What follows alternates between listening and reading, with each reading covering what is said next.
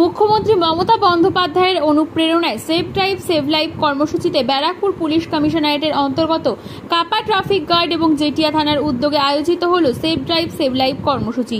কাঁচরাপাড়া কাপা মোড়ে আয়োজিত হয় এই বিশেষ অনুষ্ঠান, যেখানে স্থানীয় ব্যবসায়ী সমিতির তরফ থেকে জেটিয়া থানার পুলিশকে 10টি সিসিটিভি ক্যামেরা প্রদান করা হয়। তার পাশাপাশি সিভিক ভলেন্টিয়ারদের মনসুন কিট দেওয়া হয়। এই অনুষ্ঠানে উপস্থিত ছিলেন নৈহাটির বিধায়ক সনদ দে, কাপাচাকলা গ্রাম পঞ্চায়েত প্রধান রবীন্দ্রনাথ নিয়োগী সহ একাধিক বিশিষ্ট ব্যক্তিবর্গরা।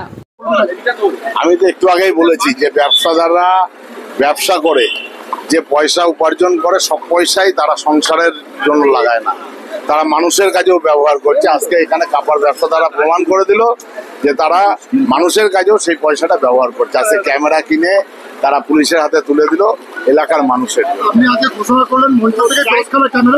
আমি ইতিমধ্যেই শিবদাসপুর থানাকেও দিয়েছি, নৈহাটি থানাকেও দিয়েছি, জটিয়া থানা আমার মাথায় ছিল না, আমি সেটা আজকে ঘোষণা করেছি।